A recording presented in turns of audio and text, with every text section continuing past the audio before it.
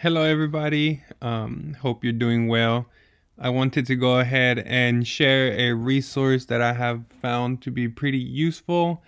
I know we're all looking for different online resources to help us with distance learning, and there's so many different things we can use that sometimes it can be overwhelming. I've been kind of like messing around with Google Forms and seeing how it can be helpful during this time. And so far, I'm liking what I'm seeing, especially all the different features that we can use within Google Forms. And then I like how we can integrate that into Schoology. So I'll go ahead and show you kind of like the different features. I'll show you a sample of one that I'm working on and then how to integrate that into Schoology for our students. So for Google Forms, you can just go to the 9 dots to look at the different Google apps that we have on here. And then you have Google Forms right here. If you have not used Google Forms, you probably won't have any here. So I'll go ahead and start a blank one just so I can kind of lead you through it. And I like this because I know we're looking at providing videos for students with our lessons, so we can actually put in a video on a Google form.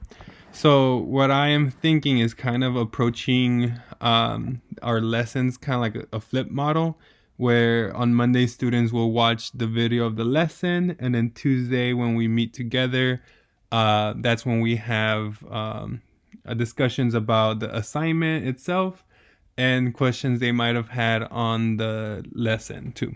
So you can go ahead and just title it. For now, just go ahead and put a sample, and you can put like a description. You can talk about like different directions you want for students. So you can put watch video, take notes on paper, and answer questions.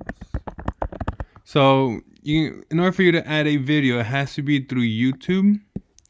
And for me, this is not the video of my lesson, but it's a video that I've posted on Schoology. I just want to go ahead and use this to show you how it would look like on the Google form. Okay, and it'll appear pretty small here. If for me, I like having it centered. For you to be able to make this bigger, for some reason students can't make this full screen. It's just something that Google Forms doesn't allow you to do, is what I looked up, and that's the answer that I came down to, that you can't have, students can't full screen it, but we can actually make this bigger. So you click on it once, and then once that blue square is around it, we can just expand it. And this is probably that's as big as it'll let us go. It looks a little blurry, but once it's where the students can access it, it's clear. And if students want to have it full screen, they can always just copy the link. It'll give them the option to copy the link. So that's how we put the video. If you want to title the video lesson April 6th, if this was next week. And then you can just ask questions. You can type in a question, so you can add question. There's different options you can use. And then you can actually break it down section by section if you want. Like for a section, just be focused around the video and maybe a couple questions based off of the video. Or a section where they can ask a question. And then the second section can be kind of like a 3 or 4 problem assessment. See where they're at. If there's any common misconceptions that your students have, then it allows you to see that as well. So for mine, this is one I'm working on. It's not complete, still working on it. But what I have is the video. I have students type in their first and last name, their period, and I want students to ask me a question. This will set up kind of like a baseline for when we meet virtually. I was going to say in person, but that's a little difficult now. But when we meet virtually, then this allows me to see what questions period 2 specifically has, because I can then sort it by period. So that's why I have the period number and this right here, and I have these questions required that they need to ask me a question. So kind of like that Avid strategy of asking me a question, but virtually. um, and then I have it broken down into section 2, where I have students just kind of answer the questions. For math, you need this extension, this add-on. It's called Equatio. I think that's how you pronounce it.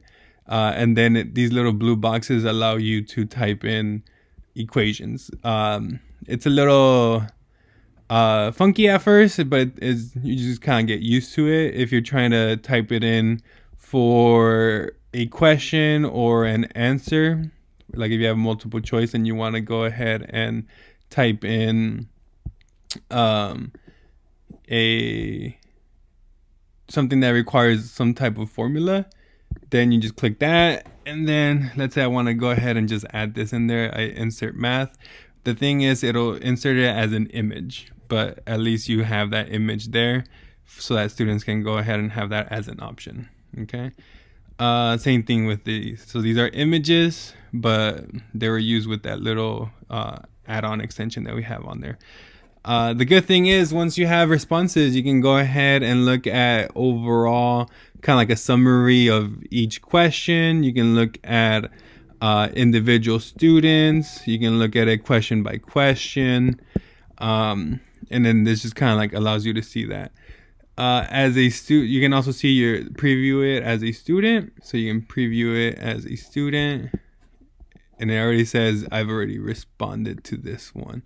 But here.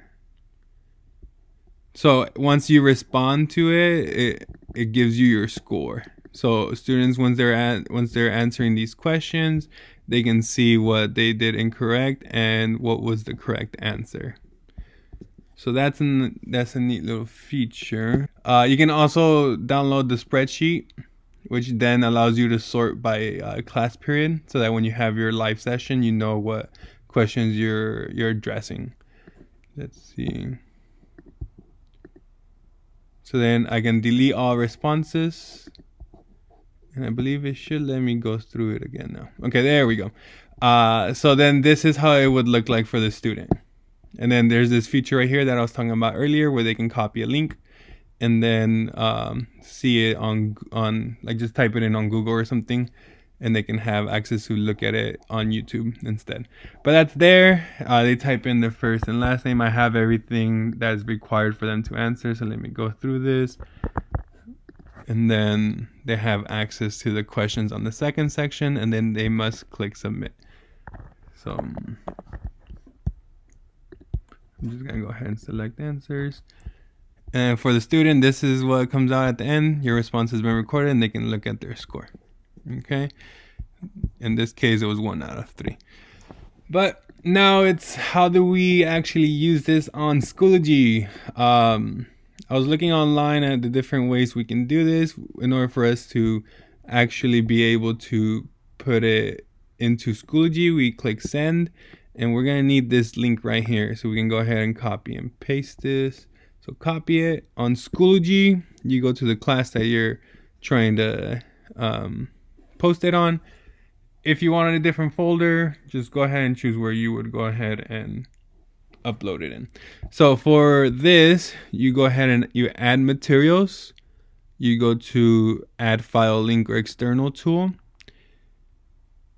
And for us to embed it onto a page on Schoology so that it's not like an external link that they had to go through, and we keep it within Schoology, we had to click external tool. From here, you just title it what you would want your page to be titled. I can put lesson week number 1. And then on the URL, that's where you would paste the link that we copied from the Google Forms. You can enable grading. In this case, it was worth out of 3 points. Nothing too major. If you want to have a due date, category,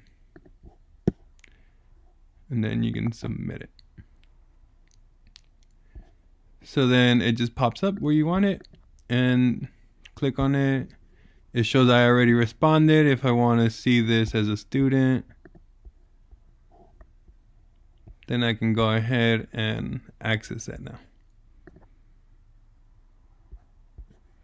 It still has me logged in. That's why it shows me. It shows it as you've already responded, because it's still linked to my Gmail. But once students open it, then it's their Gmail. They should be able to access it. But anyways, that is how we integrate it into Schoology. I will continue seeing if I find new features and keep you updated. Please feel free to contact me via email. Or if you have my phone number, you can also send me a text message. Hope this helps. Have a great day.